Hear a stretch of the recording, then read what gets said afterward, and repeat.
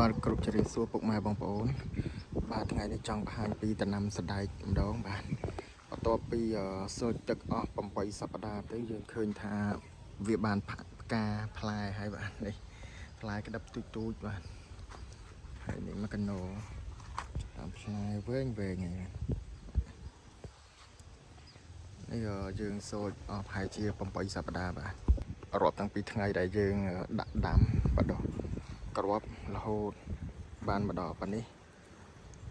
គឺថាផ្លែច្រើនដែរតែដូចមិនសូវជាល្អប្រហែលទេវាមានប្រភេទសត្វយើងភើថ្នាំអញ្ចឹងតែមានសត្វល្អិតតោង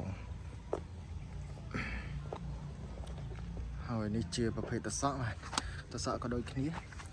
តសក់ដោយសារអាកាសធាតុក្តៅពេកបានផ្លែបែបនេះសើគ្រប់ផ្លែគឺអញ្ចឹងទាំងអស់បាទយើងស្រោចទឹកទេហើយមកក្នុងមួយថ្ងៃយើងស្រោចតែ2ដងទេហើយពេលព្រឹកហើយនិងពេលល្ងាចក៏តែអាកាសធាតុក្តៅខ្លាំងពេកទៅបដាលឲ្យសសក់មួយគឺផ្លែរួញអស់លីង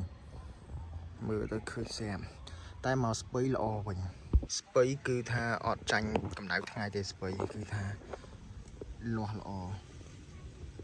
ស្គ្រប់គុំមក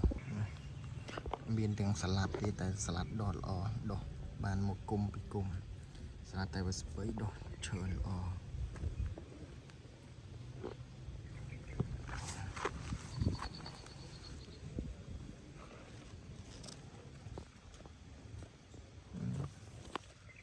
ស្ងោរជាមួយនឹងប្រហិតត្រីឆ្លាតឆ្ងាញ់តែម្ដងគួននៅពេលដែលយើងកាត់រួចមានអារម្មណ៍ថាអត់សូវល្អវាចាញ់ថ្ងៃដែរចាញ់ក្តៅអានេះជាប្រភេទពូជប្រាំងដែលវីដេអូមុនប្រាប់ថាដើមប្រហែលជាមួយទឹកកន្លះមានផ្លែតែឥឡូវនៅក្តឹបឡើយដែរអត់ទាន់ធំទេវាអត់លូតលាស់ខ្ពស់ធំប្រហែលជាមេឃក្តៅពេកចឹងបានអត់ខ្ពស់ប្រហែលជាមួយឆ្អាមកន្លះមួយឆ្អាមពីដីមកទឹកកន្លះចេញការចេញអីណាទូច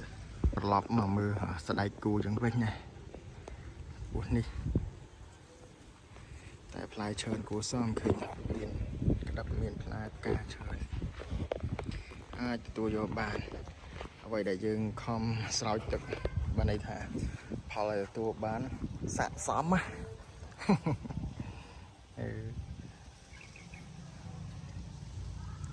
បាទពុកម៉ែបងប្អូនសម្រាប់វីដេអូនេះចង់បង្ហាញតែប៉ុណ្្នេះទេបាទ